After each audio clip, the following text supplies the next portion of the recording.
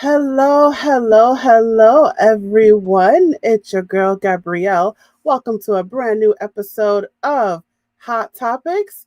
This is the Black History Month edition of Hot Topics. So, this is the month where it's everything Black, right? It's Black business, it's Black authors, it's Black podcasters, it's Black business owners, it's Black, Black, Black, Black, Black, Black, Black, Black, Black. And most importantly, it is Black history. And this is we should be talking about Black history all year, but this is the most common time that we talk about Black history and we promote Black voices and we talk about Black issues. So consider this our uh, Black History Month edition of Hot Topics. Welcome to the show. I'll just tell you briefly what the show is about. So, this is the show where we like to explore a variety of different topics from an educational point of view, right? So, um, when I do the show, I like to educate you guys. I like to teach you guys, right? So, as this is part of my company, A Step Ahead Tutoring Services, I'm all about learning. I'm all about teaching. And so that's what I like to do in this podcast is teach you things, right? So I like to look at this as an educational show. And I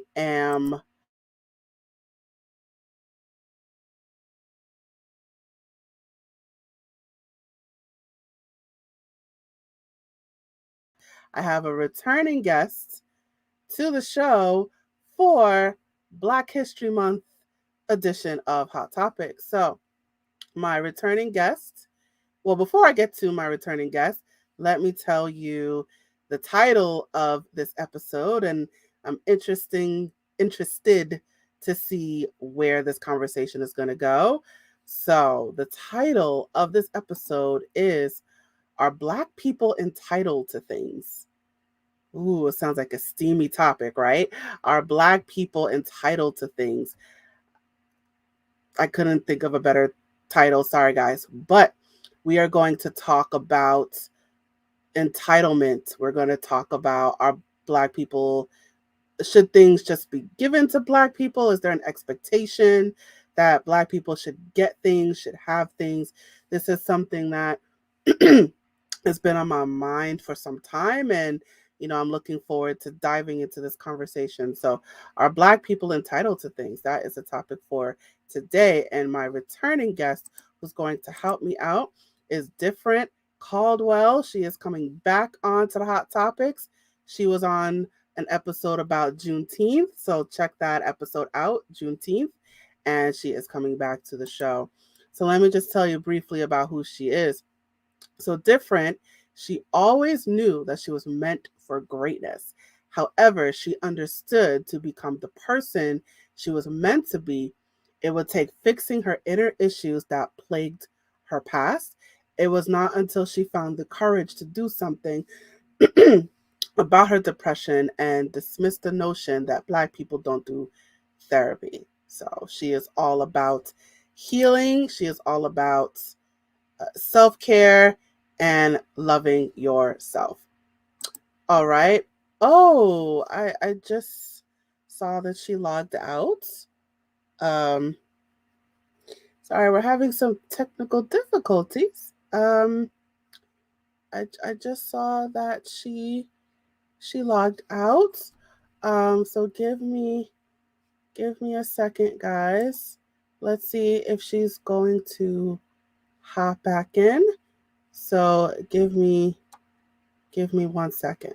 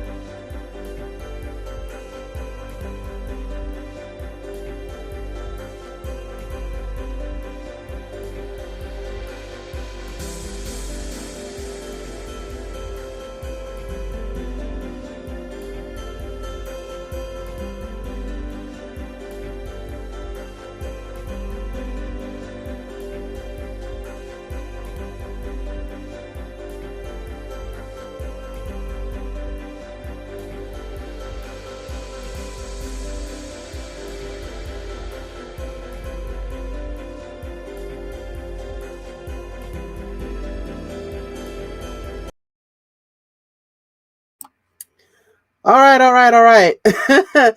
Enough waiting. She just came back on, so we're just gonna go ahead and jump to this. Hi, how you doing? I'm good, Gabby. I'm about that. Everything's been going good and well up until the time I take my interview. Then that's when everything wants to start going crazy. But I'm doing well. Thank you for having me back. Happy to be back on the Hot Topic Show. Hey to everybody out there listening and watching. Yes, my name is Different, spelled Difrent. I'm an author, motivational speaker, and CEO of my own business, Third Eye Entertainment LLC, and we are a business that strives to bring social awareness to society throughout products and services in which we educate, inspire, and entertain all at once. So, again, thank you for having me back on your show. Happy to be here, especially during this time, Black History, month 2023. Thank you for having me on your That show. thank you for coming back. And thank you for helping me tackle this topic. This is definitely a hot topic here. So, thank you for Yeah. being a brave soul and taking uh, and tackling this with me. So my thinking, when I came up with the question is there's a lot of talk about when it comes to, black people, there's a lot of talk about, reparations and there's talk about like families whose land was stolen by white people, and and their descendants are trying to claim the land back. So there's land ownership, there's reparations, there's voting rights. And so now I wanted to have your take on, um do you think black people should should just be given given land, or should they get reparations? And even when it comes to reparations, there's talk about what kind of reparations, right? So is Mhm. that just straight up cash? Is it resources? you know what is it? So I wanted to hear your take on um on this topic, on or whatever comes to mind when when you think about entitlement and black people. I tackled this question in my book, What If a Controversial Paradigm Shift? I actually asked that question. What if Black folks were given reparations for, the years of hardship, racial hardship that we were faced with? And I think we actually talked about this the last time we were on the show. You asked, how did I feel about reparations? And I think my answer still kind of remains the same. However, as you live and learn, you grow. Um, what I know now was different, and how I would feel about it now when it comes to reparations or entitlement with Black folks, or us uh, basically waiting, for the sky to turn green when it comes to white folks admitting to the wrongdoing and giving us reparations that they promised, that 40 acres and mules that they promised to our ancestors. Is that day going to ever come, Gabrielle? Probably not. Um, how do I feel about it in regards to us? Should we? Yeah, of course we should. But in reality, being realistic within ourselves, I think it would be just better for us to get over that fact and stop expecting them to give us the reparations and go out and get it ourselves. And that starts with, and in such of what how I was telling you before we started, uh, uh, fixing the inside of us from the out. Getting our mental health in order. Breaking that mental bondage and change of what we've been through in the past. Um, Looking back as far as why we, as a part of the reason as to the racial hardships and why it takes us twice as long and it's twice as hard us to get ahead in life, is because of the financial and economical instability that we have when it comes to, for instance, going to get loans for opening businesses, or half of us, a handful of us. There's a lot of us that go to college and graduate, but in retrospect of how many of us out there, it's not a lot that go. And so, um, when I say, us taking that toll in our own hands and giving ourselves, or taking our own reparations, that, in my opinion, is where it starts. Us just breaking that mental change, and stop expecting them to give what they're not going to give. It's been 400 years, and so if they haven't given it to us now, never going to do so. So let's, So, let's kind of let's refresh our mhm. memory, right? So what let's let's start with the basic question. What is it? What is reparations? My definition or definition of reparation? Because I got to look it up now. Oh, Well, my giving back what is owed. My definition is yeah, your giving back what definition, is yeah. owed, or paying people back, or making them whole again, for hardship that they faced. And so, I guess in some of one word, payback. Well, my understanding is it's sort of you're paying black people, you're like black, like descendants of slavery, Mhm. they're getting compensated for that. So like their descendants are being Well, compensated for like their ancestors um during during like while they were enslaved. It's like getting compensated for that, whether yes, it's financial yes. or That's actually, resources. yes, that's true. But I don't think it just it deals with just black folks, because it's also, it's a true story with the Japanese concentration camps. Once they were free, they were actually given reparations and paid for their hardship. It's just we were the only ones that were promised it and never given it.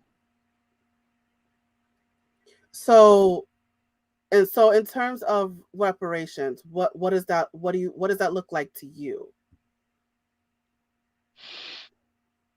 Well, the definition of it, when it came from, the white man and paying back what they owe us for the pain that they have caused us, that's my definition of reparation. But as far as how we attain reparation, or if you ask the question, are we entitled to it?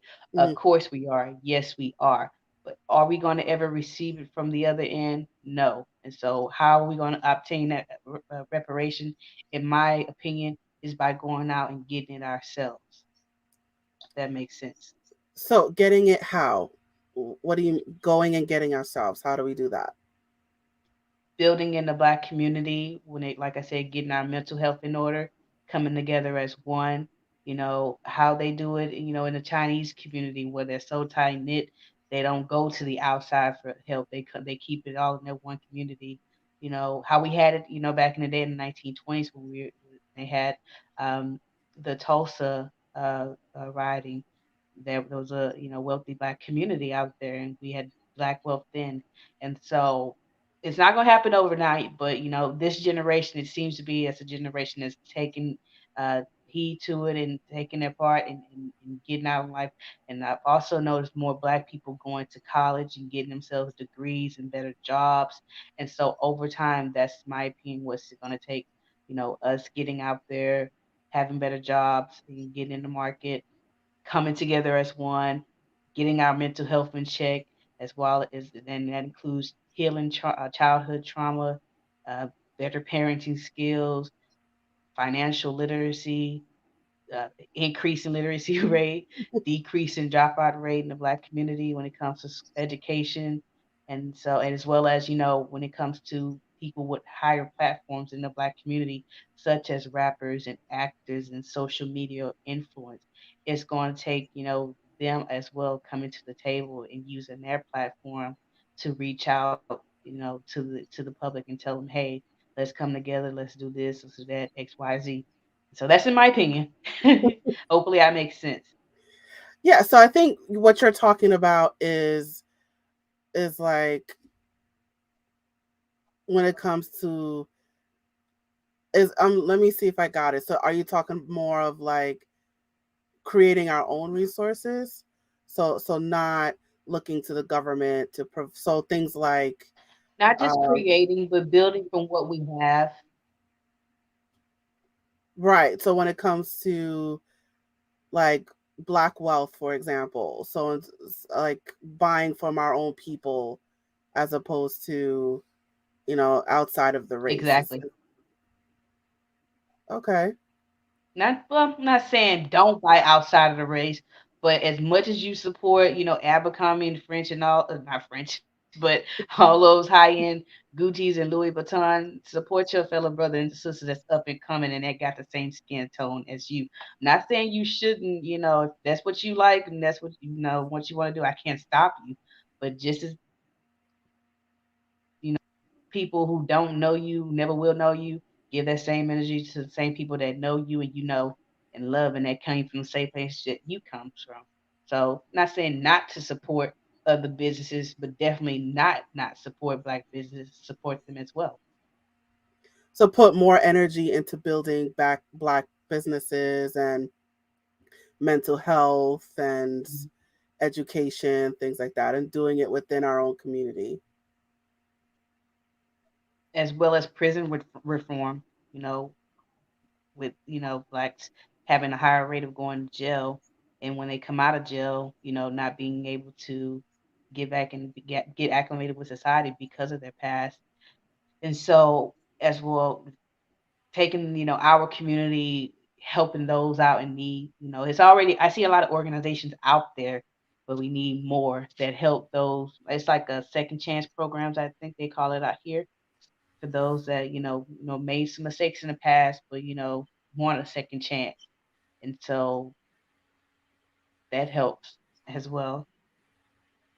So in term, so I think that's like, is that generally a general thing for prison reform? Like anyone, because I know like with felons, they're But we're not allowed. talking about our people. Of course, there's anybody that's in prison, but if we just talking about the topic of black people and the main Yeah, yeah, issues Black in people. our community, that's one of it. So yes, I'm sure.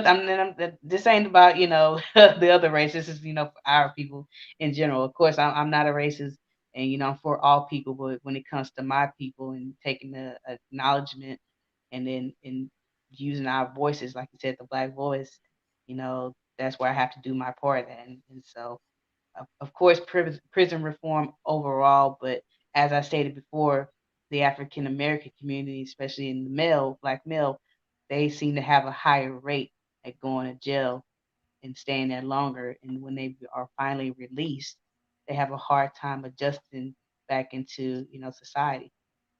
And so they need to be more programs out there that are for people, former inmates, black, white, Hispanic, that are that allow for them to adjust into society and be back into society.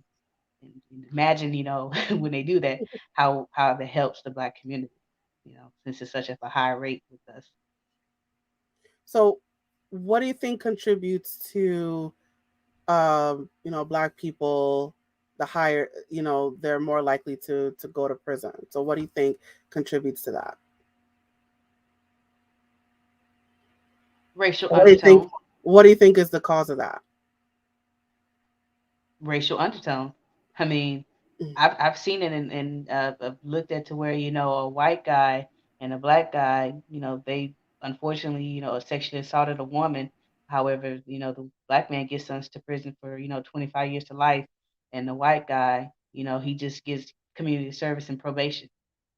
And so what other problem would that be? They did the same equal weight of crime, cause the same amount of pain to their victims, but yet one has a lesser crime and one has a more heavier and a more heavier and stiffer punishment than the other. Why is that? Racial So, undertone, so now, racial injustice. yeah. So now, kind of bringing it back to the question now, in terms of Black entitlement, do you think like the law should just, like give Black people a pass, or when it comes to, when it comes to sentencing, when it comes to, do you I think don't Black want to people say Black people get a pass. pass? I don't say give us a pass. Just treat us fairly, because we're no better than any other race walking this earth. But just treat us fair. Treat us how you want to be treated. Not saying, give us a pass, let us do what we want. It's not saying, there's some of us in our in our pool that, got the bad gene, and it's just like that in every culture. There are some bad apples. And so if we do that, give all, the black people pass, some of them are going to abuse it. So I wouldn't say give us a pass. I just say treat us fairly. Treat us how you would want to be treated. And when you say treat us fairly, what does that look like? Either equal amount of punishment. And so as I said with the early example, when it comes to the two, prisoners, what they did, their crime was the same amount, distribute the equal amount of justice. If you're giving one person 25 to life, give that same the other person 25 to life. If you're gonna give, the white guy probation, give the black guy probation. Just keep it fair. Okay. So let's let's talk about affirmative action. Are you? Hmm. I don't know how. Are you familiar with that? How much do you know about that?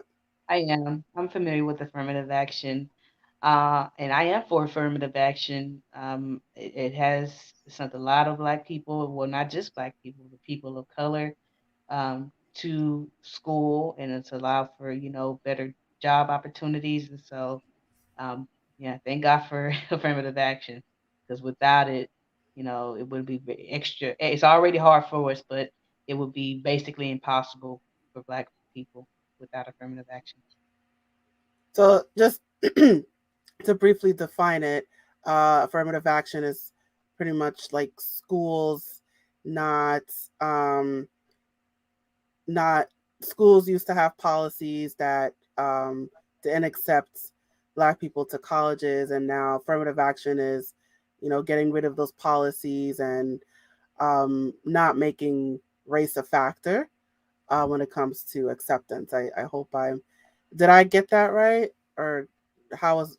What do you? From my understanding, what it was is that basically keeping the status quo, having to let a certain amount of number of people of color into the school so that it doesn't look like it was such of a white school or a desegregated school, as well as within the job. If you notice, is how they have, well, in general, one company will have at least, four white people, one black, one gay person.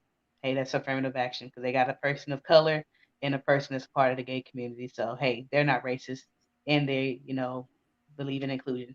So that's, affirmative action on the job side as well as in the school, keeping the status quo and keeping people happy. Yeah, because I know, like, you know, blacks when it came to when it came to education, schools were segregated, right? Blacks Hmm. went to their own schools, whites went to their own schools, and then the when it came to the black schools, like the it was like less it was like less books, and the buildings were falling apart, right? It was less Old care time, towards yeah. the school, and then the white schools were prettier and nicer and cleaner, right? Hmm. So now, kind of making up for the past, do you think schools should just, okay, we're letting anybody in, so we're, as long as you're black, come on in. It doesn't matter your grades, it doesn't matter your if you've had any criminal history, as long as you're black, come on in. We just need to fill a status quo. Hold on now. Be careful what you wish for. Now, when you said letting anybody in, that's you get anybody. Um, Man, that's not a hard question to answer, but you don't want to give, a wrong answer to that question. So, um, I guess how I would feel about it is not, I'm not saying not just let anybody in, but go through the, regular process and the scope and the screening of an application process. If that person is qualified, regardless of their skin color, their background, where they come from, their religion, their sexual origin, uh, whatever the case may be, as long as their grades suffice, they got the money to pay, because at the end of the day, even though it's about education, it's also a money system as well. So if those elements, they meet those requirements, then yes, let them in. But then, so I don't know about letting anybody in, but anybody that qualifies, Well, all right. And I think regardless of that's their skin important, color. right? Like, this is talk about, Yeah. oh, it's reverse racism, right? Because, you're letting all these Mhm. people of color in, and, you're not letting all you're discriminating against white people, right? And that's the argument with affirmative action. And That's funny that you say that because I don't know if you remember, maybe like just like 7, 8 years ago, it was a girl and she went viral. Something "Stay Mad Becky," but her case went all the way to Supreme Court, arguing that something about LSU didn't let her in school, and it was because of affirmative action, and so no, it was Texas A&M she wanted to get in, and because of she felt like all of the scholarships are the spots that for kids that didn't do so well, it all went to people of color or black kids, and so she sued the school. It basically went all the way to the Supreme Court, but the Supreme Court shot her down and said no. It is what it is. Your grade sucks. Move on.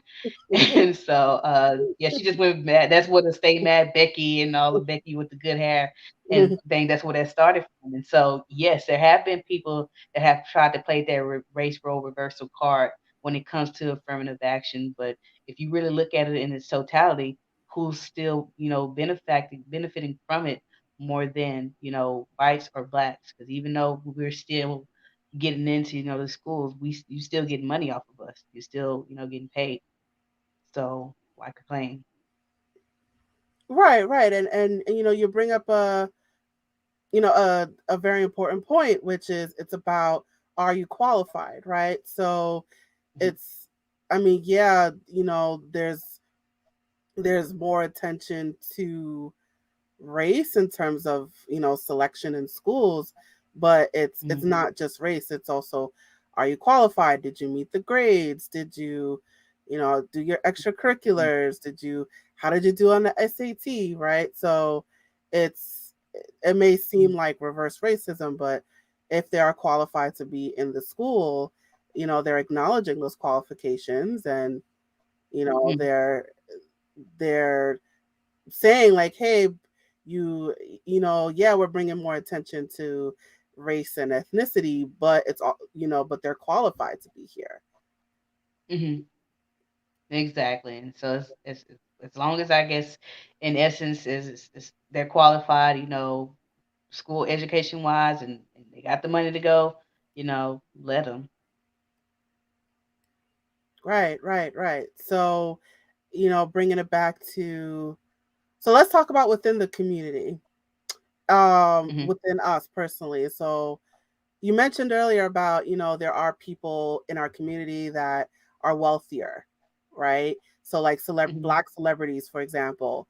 So let's mhm. bring it to them, right? Are black celebrities, are they supposed to help us, right? Are they I wouldn't supposed say to, that. It goes back to that word entitlement. right? Entitlement. So what about a I black, wouldn't say they're. go ahead. Go ahead. Go ahead. Sorry. So I know I'm thinking like celebrity, but even just any black person who has a lot of wealth, right? Maybe in the 1% or the 5%, or what are they supposed to help, those that are in lower income? Okay. Well, I want to answer this question not necessarily because I don't want to offend people out there who got money, Yeah. but I'll say this: I don't think they should feel in that we should feel that they should be entitled to help the poor people out, but they have to understand and should accept that once they reach that certain level in their career where they have a platform, they should be aware that how much power and clout they have and what they can use and should use and using it in a positive manner. Now, as far as the wealth and sharing the wealth goes, I understand that you share your wealth, then that's how you go broke. And so I wouldn't necessarily say it's all about money. You can, there's so many other ways that you can help out your community without giving money.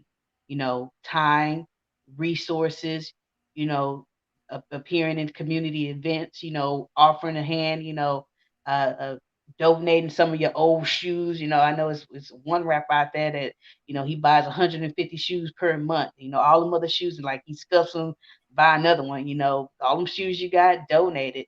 And so I wouldn't say it's not just the money does help, it does, but I don't want to say that that's all it takes. That's what because they work hard for that money. It took a long time for them to get to that place, and I understand that. So I feel the same way. Once I get to that position to where I'm in a position to help financially, I will help, but I'm not gonna, go broke helping others. So especially those who not helping themselves. That's also the thing about it. You help those who help themselves. It's a lot of us and being real, and having that conversation that needs to be had within our community. It's a lot of us that drags us down and have that crab mentality. And so it goes into that notion that everybody can't go with you, or even in a biblical sense, you know, some of your family members, everybody can't go with you to the top. But those that you see are trying to make it and trying to help others, you help them. If that makes sense to you.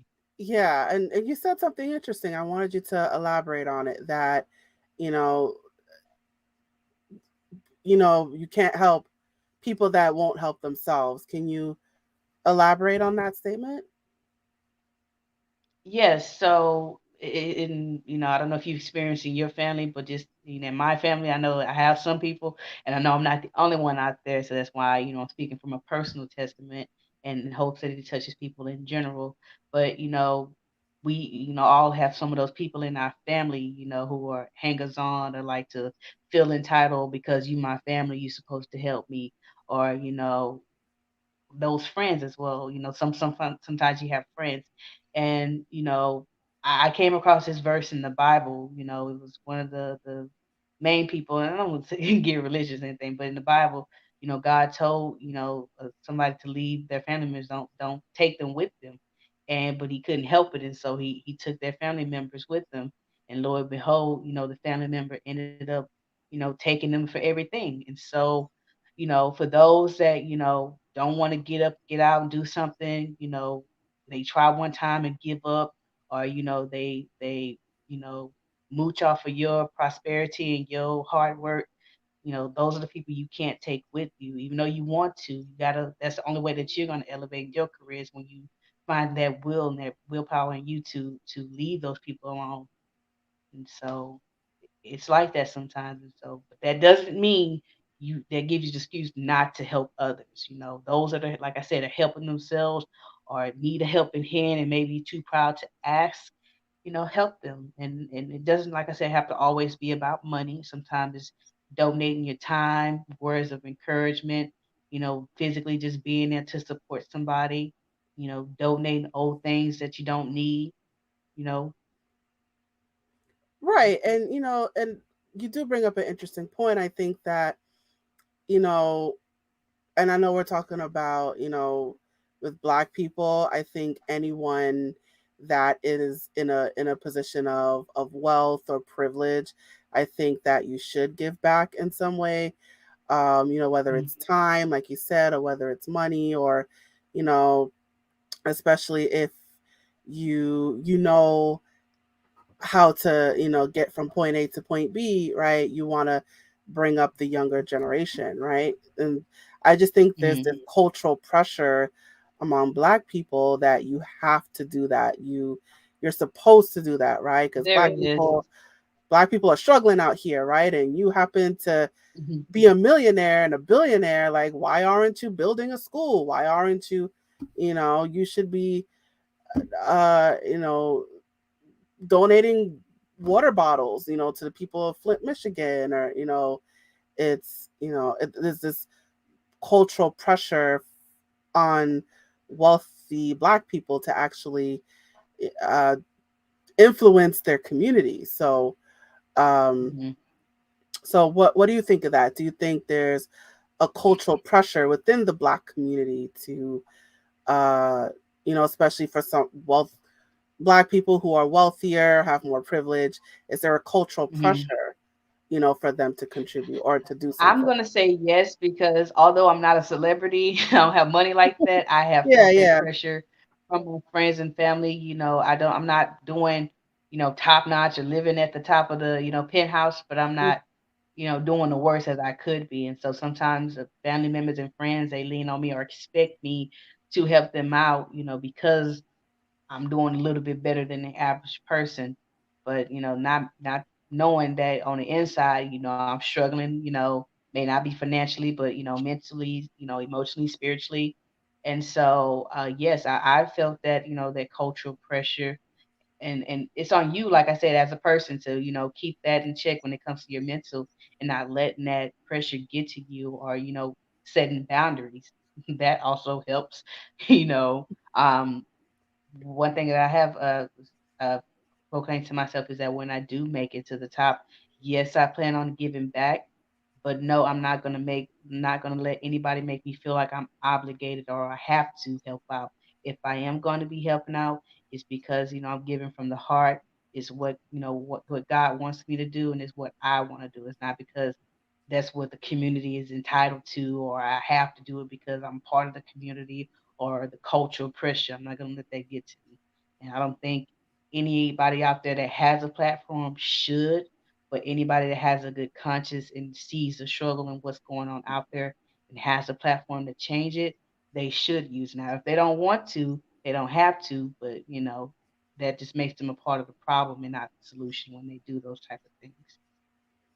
So what you're talking about is there has to be a balance, right? There has to, yeah, Mhm. you should, uplift the, if you're in a position, if you're black and you're in a position of wealth or privilege, it's moral as a human being to uplift those below you.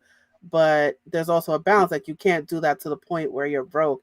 You can't do that to the point where Yep. you're exhausted and you're sick. You can't do that to the Mhm. point where you have nothing yourself. Like you have to, like on an airplane, right? Where you have to put on your mask before you put on someone else's mask, right? So you got to take care of yourself first before you take care of other people.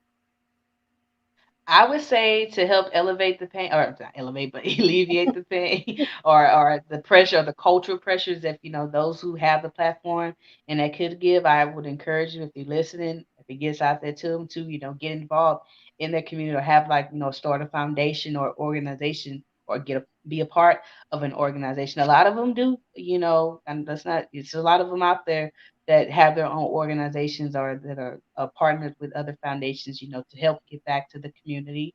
And so, hats off to those celebrities that do use their platforms in a positive manner. And for those out there that use their platforms in a negative manner, I hope that they, started, looking at other examples, like the positive ones, and start taking after them. But that's, goes back into that question with reparations, and how are we going to change ourselves, and what is it going to take for us to give our own. That's one of the major, pinpoints of it, is, those who have platforms in our community use it for good. Mm.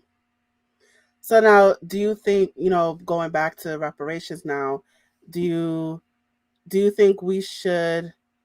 Because I think Tulsa was like a black town, right? It was black businesses and Yes, before it in burned down. Yeah. 1920, it was full of, black businesses. The black stock market was there, and it was raided by angry white mob. It actually went on for days. They sent in, fire and bomb squads for them, water hose dogs. I actually have it listed and talk about it in my book again. What if a controversial paradigm shift?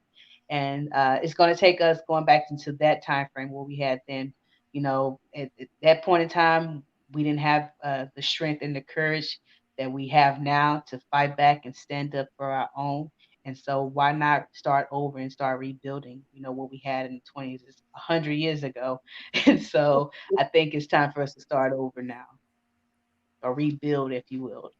Rebuild. So, do you think we should rebuild to the point of having our own town, having our own city? No, no, no, I'm not saying that, because again, it's not about segregation, or what's it called, Brexit, or what they call it in London, the Brexit, or the exit from Britain. It's not about that, because it's, no, whether we like it or not, black and white people, we're intertwined. There's so many out there, we mix. It's been like this since slavery. White people got black people in their family, and white and black people got white people in their family. So there's no getting away from each other. What I'm saying, as far as rebuilding in our community, is just starting that chain, that massive chain of black networking all around in all 50 states. Everybody knows everybody in some, country or city, or not country, but city or state, the black business owners, having conventions and coming together and networking like that over time and just growing. That's actually how, not actually how, but that's how, I had got an opportunity to go to Chinatown and seeing how they live and they operate within their culture. Everything is so tight knit. And even though they have, people on the outside, they know people in their community, like they have everything. And I wish, the black community can take a field trip to the Chinese community and see how they, do their thing when it comes to, coming together and building one as one, man. It's just, it almost made me cry because you can see the little kids, walking by and having their books and, little boy, like he's 4 or 5 years old and got a trigonometry book. I'm like, what? So, but So that what? also goes back into, go ahead. No, I was saying so. So what did you notice about your trip to Chinatown? What did you notice about, the China, what you saw in the Chinese community that maybe we don't have in the black community?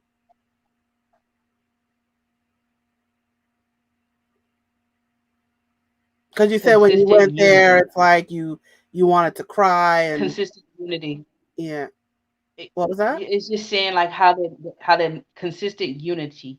Like we can Consistent come in the unity. black community, we can come together for a moment in time, but we can't keep it going. You know what I mean? Like we can't keep it constant. So they have consistent unity or constant unity in their community.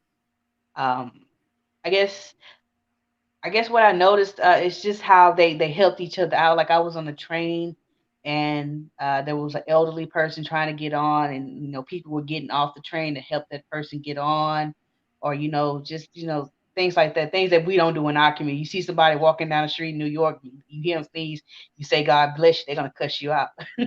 And so we don't have that type of unity in our community and loving on one another like how I seen them doing it. Is that crab mentality for us, and kicking each other while we down, or Hmm.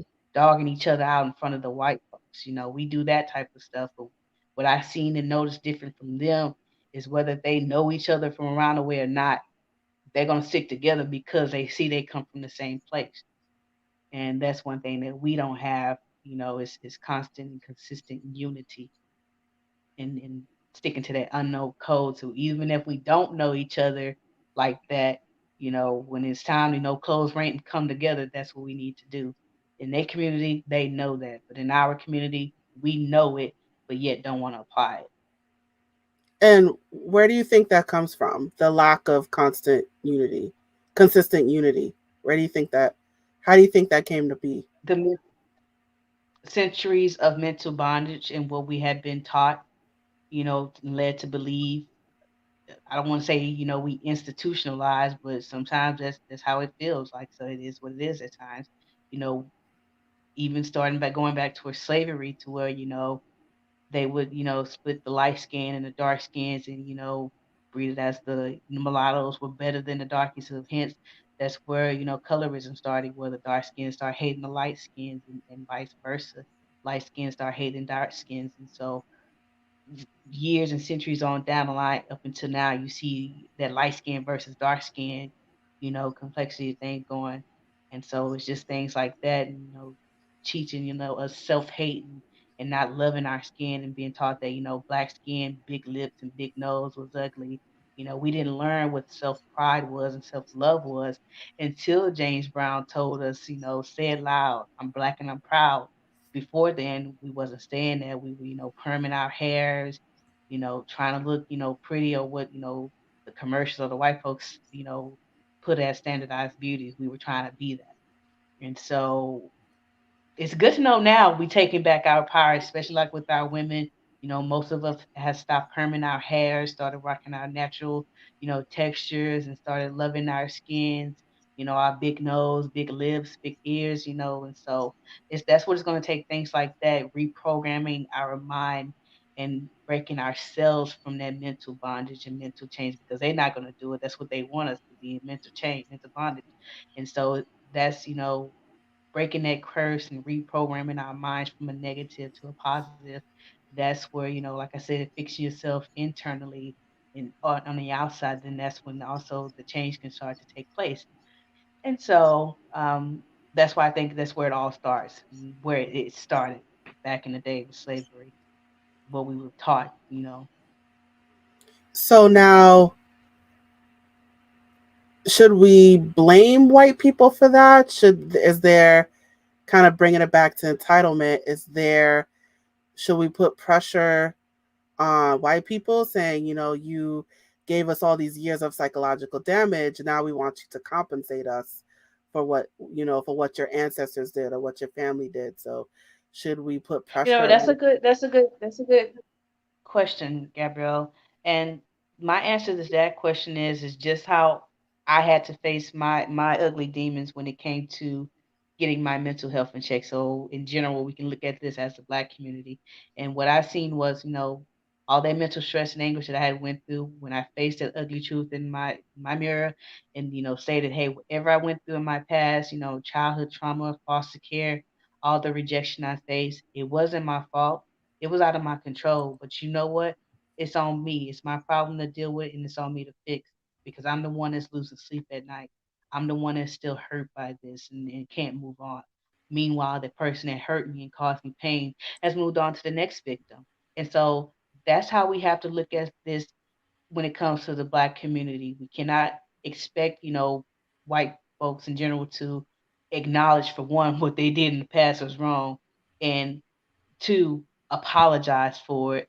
And so three, it's just gonna be on us to just take back our power and our control and say, hey, what they did to me and my people was out of my control. It was not our fault, but it's on us to go fix. They did this to us, and it's on me to go fix.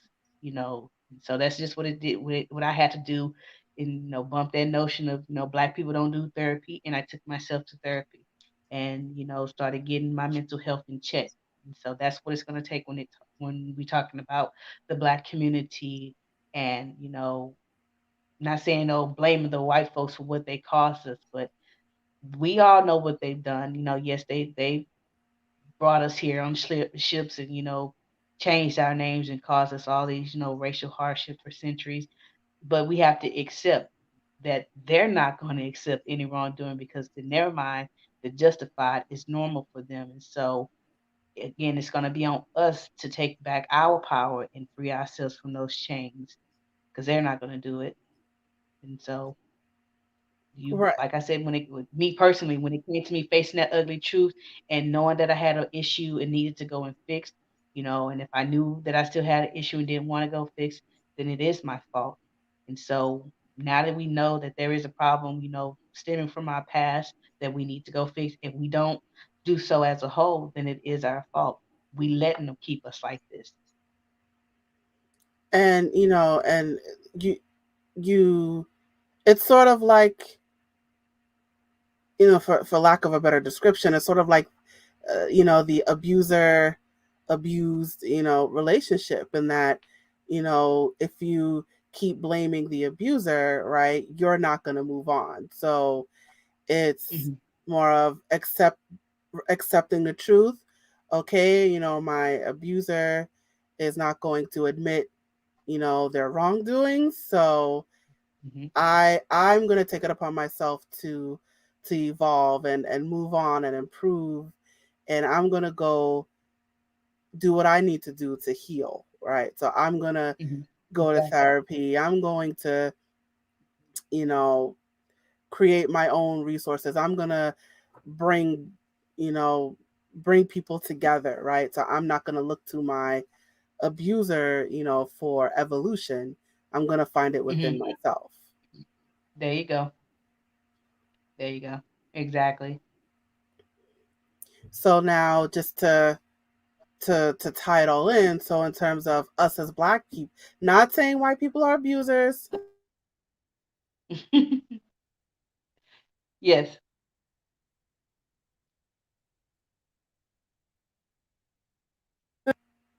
So how are we doing on time, by the way? Let me just interject Oh, there. we good. We good. We're fine. No worries.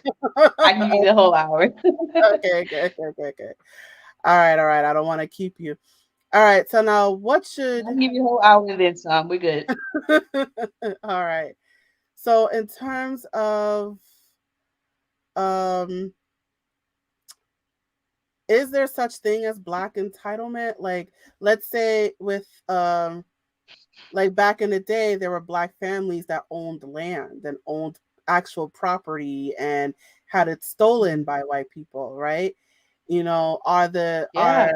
are descendants entitled? Should they get their land back? You know, is the government? Those people with the ugly faces. Yeah. Yeah, get your money back. Of course. And I've actually Instagram sometimes they have those little stories, of, history, and they were actually saying of how a family, has been fighting over 100 years. They had their land taken 100 years ago and they finally were able to give it back after years of going through court and with supporting documents and everything. They finally were able to get their land back as well as reparations. And so I want to also point out reparations is not impossible. It's just probably going to take forever to get. um, this family, black family, out in I think it was actually Oklahoma, that owned like a ranch, and they had it taken away from them 100 years ago, and they finally got it back 2022. And so, yeah, reparations is not impossible. It just might take forever in a day. But I do agree with you and feel that those that had their land, and not just black people, there were a lot of Native Americans who got their land stripped, but they were given reservoirs, and they were compensating, they were given reparations, so to speak. We're still waiting, and we might keep we're gonna have to keep waiting for it unless we just started taking it back for ourselves. But to those that know what they're entitled to and know what is theirs, I say get yours and don't stop until you do. If you got documents, you got the receipts, report, excuse me, supporting, your argument that that's your land, this belongs to you, then you get your land back. You go for yours. And so yeah, I'm totally for reparations when it's definitely something that you actually had your name on a deed, and you had paperwork showing that you were the previous or the legal owner of that property. Absolutely, definitely. So what? So reparations, because you were saying before about it's not something we should just wait for. We should just build it ourselves. But you're saying As there's an far as when it comes to like whites giving us the 40 acres and the muse, that's not gonna come. exception. And them taking that, accountability or apologizing for what they've done, they're not gonna do that. Um, and so I guess in retrospect, what I'm saying is in a intangible way is just gonna be on us. Like I said, even though they caused it pain and that it was out of our control, that's on us to take back our power because this is how they want it. They're not gonna, give us something that's gonna, over time have us to be to where we outdoing them. They're not gonna do that. And so that's just it's gonna have to be on us as a whole. And it's not gonna happen overnight. It's gonna be something where you have to chip away at it constantly and consistently until, one day. And that's the point of my book. I asked that question, what if this was the generation that plants the seed for the next generation or the next? And so, we have to try, not to be a failure, but to try. And so that's what I am happy and excited to see for this next generation that is coming up. They are taking back their powers. You hear a lot of black voices, when it comes to music, when it comes to writing and directing, you starting to see us more everywhere. And so we coming. It's just gonna take some time. And so it'll happen. I believe it will. I see it happen. Manifest, plan, and prepare for it. Then it will surely come to you guys. But you know, it's just gonna take a minute for us to get there. But at least we're now to the point to where we recognizing the problem and we breaking those chains. It was once upon a time, not too long ago, to where we didn't. We were complacent and comfortable where we were. But then, 2008, we got a black man in the White House, and then that all changed for us. And then even with Barack Obama, like, was there? Did he have kind of, was it his responsibility to uplift Black people? I So would say. I don't think it was his responsibility, but he was the example. He was just the poster child, if you will. I think he knew that had to lead by example, for those black people that needed inspiration and uplift them, and that's just what he did. He did a job well done, in my opinion. Okay. So, so wait, did we put that pressure on him to? I'm sure he felt the pressure while he was in office. I mean, Yeah. now it looks like you see him and Michelle living their best life, and I can't be mad at him. Mhm, Um, but he did do for the most part, what he said that he was going to do while he was running the campaign. Some things were out of his control, but for the most part, he did do a lot of good things in the office. Um, I'll even say this, even number 45, he did something for the, community. He did do something. I can't deny him of that. But in essence of what I've learned from 45, all those 4 years of being in the White House and causing that ruckus, mhm, what I've learned from him and other people who are like him is that no matter who you are, no matter what promote to the public, it's always going to be somebody out there who condones your BS. So therefore, you go where you celebrate it and not where you tolerate it. And so that also what gave me the gusto to write this book in the format that I have written it in a way that it will ruffle some feathers, it will ring some bells, but at least it gets your attention. At least gets you talking and having these conversations that needs to be had. So um, those are even though you can learn things from people that you don't like too. You can learn things from them as well. of course, of course. All right, so let's wrap. Let's start to wrap things up here. So I think the message that we're putting out is when it comes to the you know the government, right? A government handout. We shouldn't expect a government handout when it comes to like reparations, I mean, getting your land back, yeah, that's a property issue, right? But in Hmm. terms of like affirmative action, in terms of you know, reparations for slavery, whether it's money, whether it's like schools or any kind of access to resources like small businesses, are we saying um that we should put I guess I'm trying to clarify what are we saying about getting things from like from the government, from the people in the government. Like should we expect should we put pressure on the people in the government to to compensate for the actions of slavery, or should we? And I'm gonna be funny here, but I think if we were to ask the government, they'll say that they have gave us our reparations. They'll say, well, what about food stamp? What about housing? Or what Mm, about affirmative action? They'll say, well, that's the way of, we paid you guys back. But and so, like I said, we bat in 1,000 when it comes to as far as reparation and acknowledgement of wrongdoing when it comes to past history and slavery, mainly. That's we bat in 1,000 on that. mhm, Now, as far as reparations and entitlement in today's time, um, I don't want to say like I said we I don't want to say that we're entitled because we're not better than anybody. It's mhm, just like everybody else. We got to get out there and earn our stripes. But if we want to leg up in the society, is then I say it's going to be on us to do it because the white people ain't going to do it. Every other I don't want to sound getting mouth of the diarrhea, but it seems every other outsider race, their perspective of the black community as a whole is that we're too aggressive, if you will. So it's not like they would mhm, come to our aid as quick as we were to come to theirs. mhm, Not all, but the majority. So that's why I got to keep it very, very broad to make sure I'm not, attacking or offending, any group or, certain community. That's not what I'm about. You know, what I'm about is, putting the truth out there, taking accountability, acknowledging, that is an issue and working on change. We could talk about racism and injustice and, reparations all day, But quite frankly, that's not going to change. What we can talk, we can create systemic change.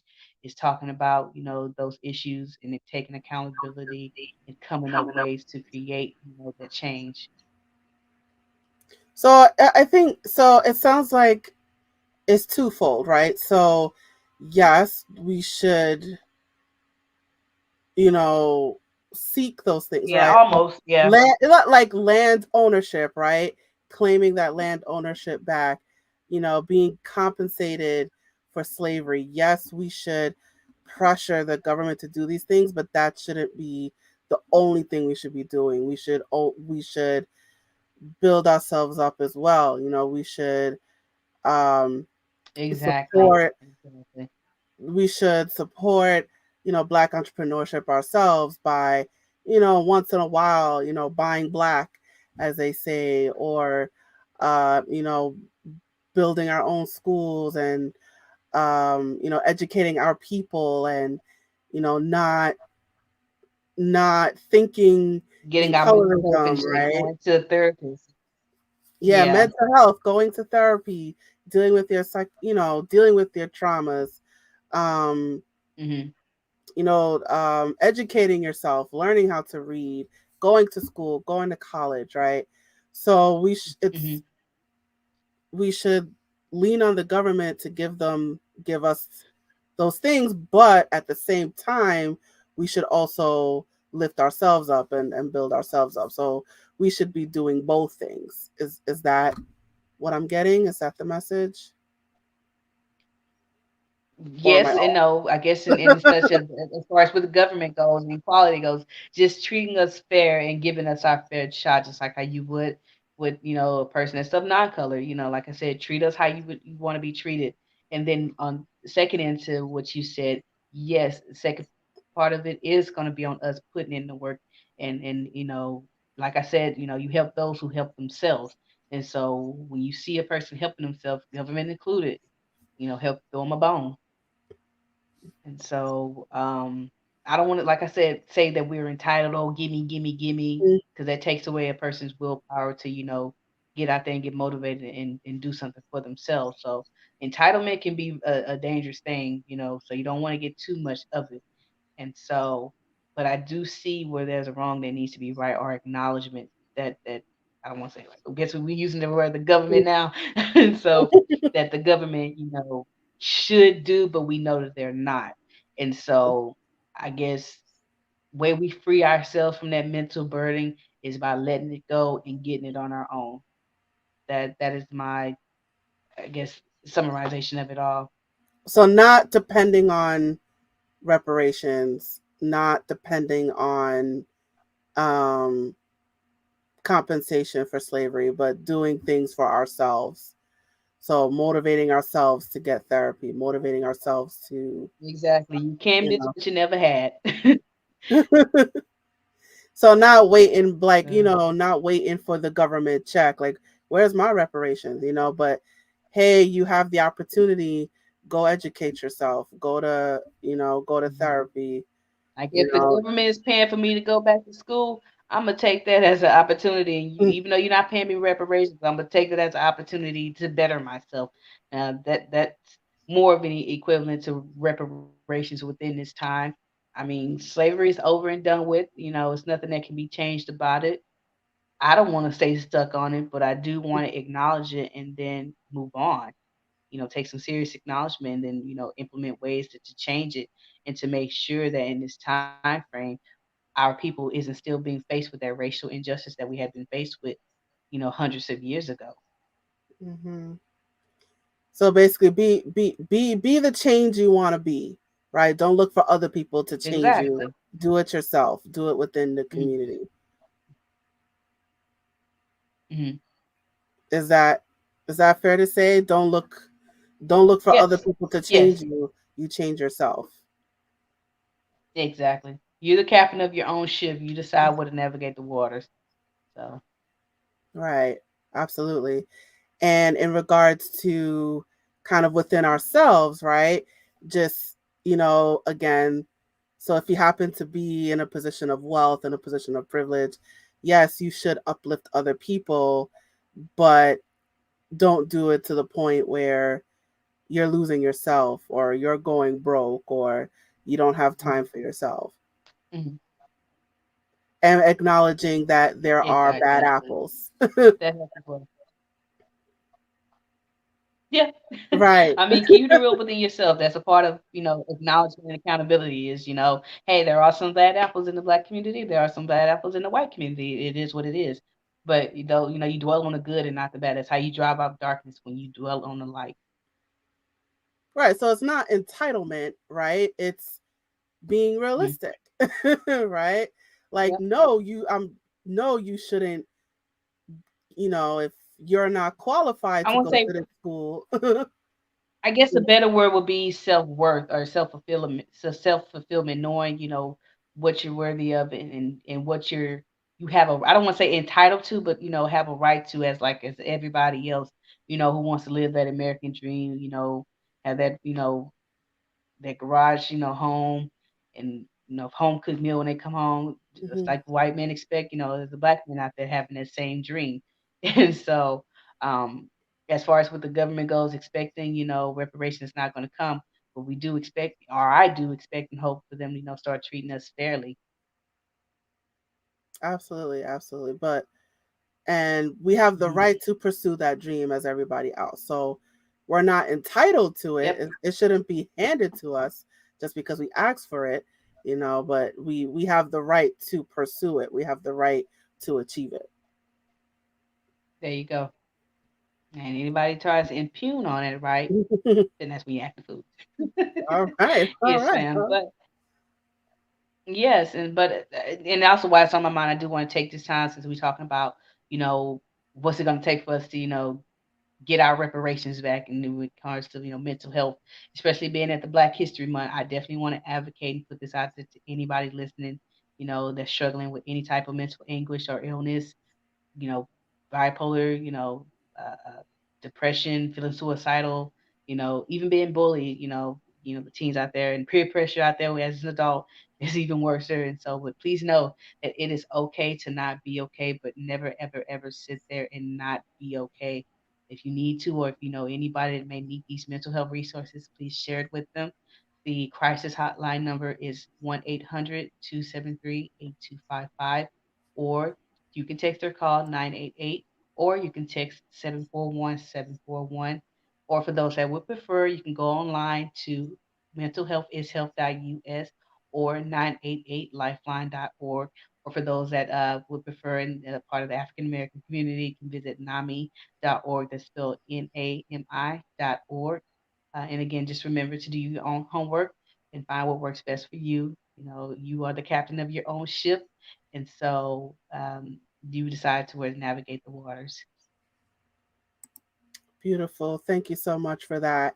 And on that Mhm. note, we are going to jump to the promo. So, Different, thank you so much for tackling this topic with me today. And thank you for coming back on Hot Topics.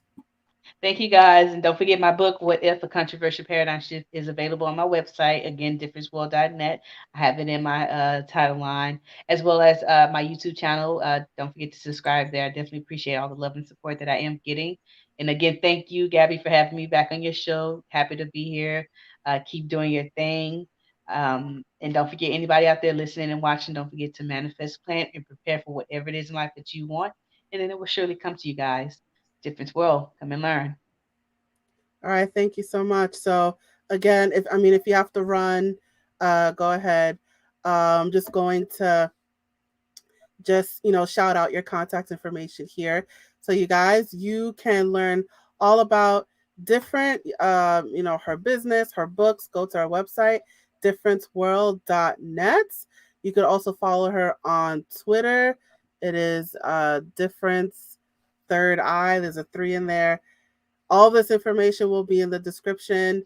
If um if you're watching this on YouTube, um, or well, Facebook, it's scrolling below at the bottom of the screen. So the contact information is available. It's also in the description if you're watching this on YouTube, or if you're listening to this on audio, whether it's Spotify or iHeartRadio or all those other podcast platforms.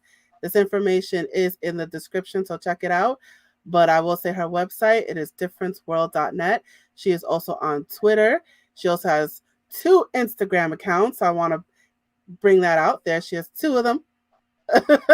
Oh, you have one? Just one. You have Yeah, just one? the Third Eye Entertainment LLC. That's the one I'm active on.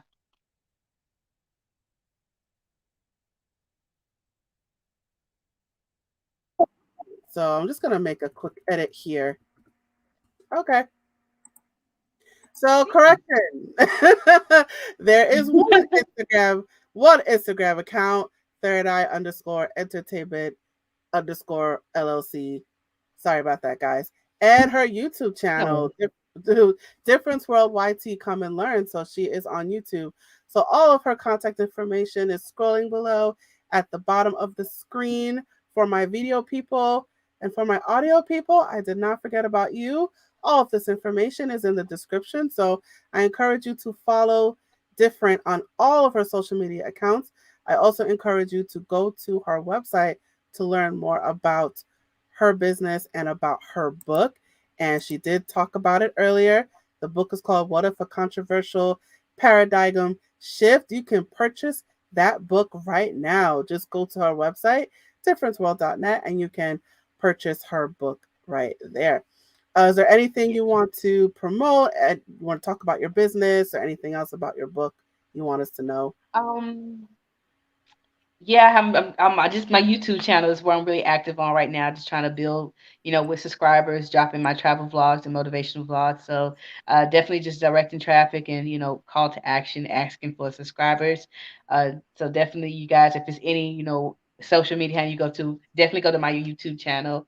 I also do motivational speaking. So if anybody out there that's looking for any speakers to be a part of any grassroots conversations, you can go to my website, differenceworld.net, and you can book me. I am free of charge as of now. What else we got going on? That's why you got to come to Different World and come and learn. There's always something going on with the girl.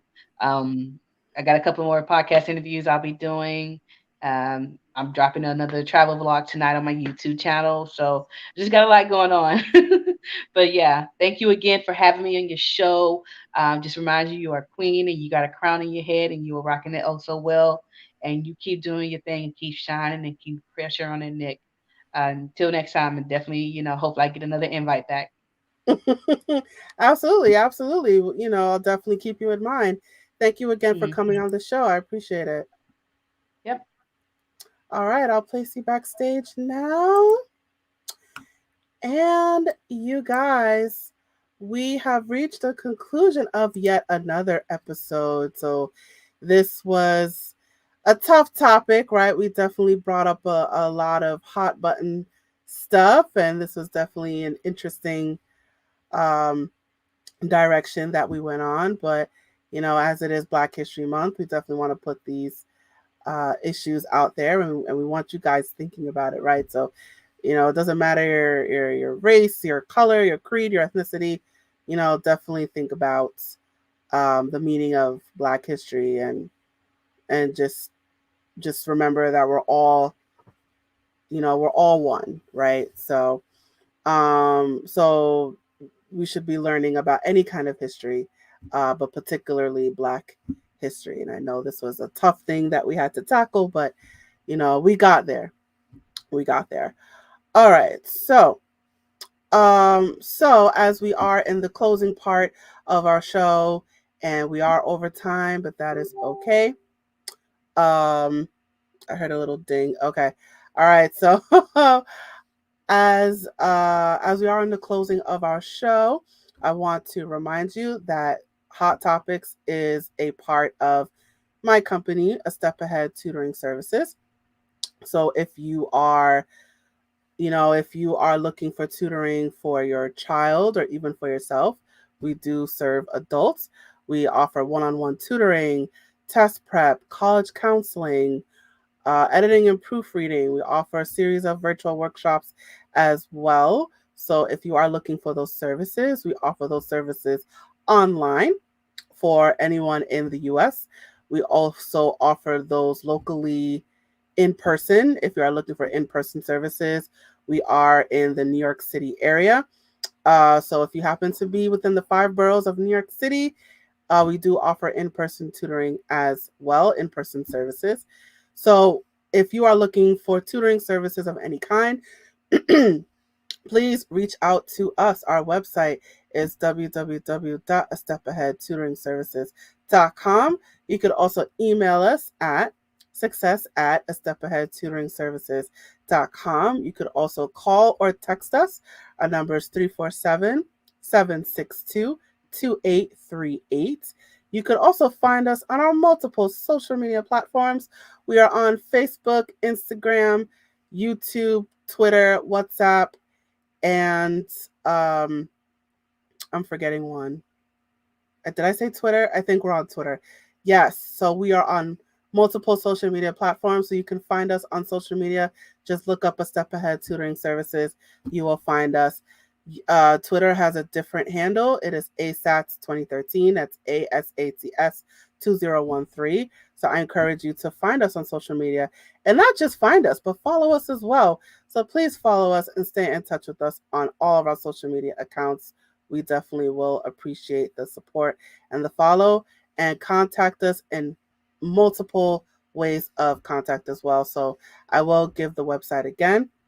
It is www.astepaheadtutoringservices.com. So reach out to us today if you are looking for tutoring services. And I also want to encourage you, please leave your feedback about this episode for today. I definitely would like to get your feedback on today's episode. So if you're watching this on Facebook or YouTube or Twitter, drop a comment in the comment section. Let me know your thoughts about this episode today. I definitely will appreciate your feedback. If you're listening to this on audio, whether it's Spotify or iHeartRadio or Stitcher or Deezer or any of those podcast platforms, Podchaser, if you're listening to this right now on audio, drop a comment in the comment section or drop a rating. Let us know your thoughts about the episode. Good pods, particularly good pods. Leave a comment, drop a star, or drop 5 stars. But let us know your feedback about the episode for today. It does help us out in terms of the algorithm, but also it helps me out in terms of the direction to take the shows. So I encourage you to leave your feedback about the episode for today. Let us know your thoughts about this episode for today. All right, you guys, and that is it.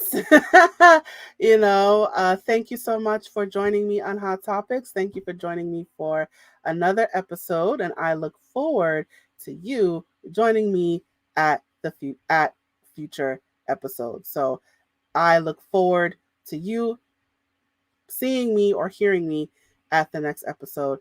Thank you guys. And now I am signing off. Bye, you guys.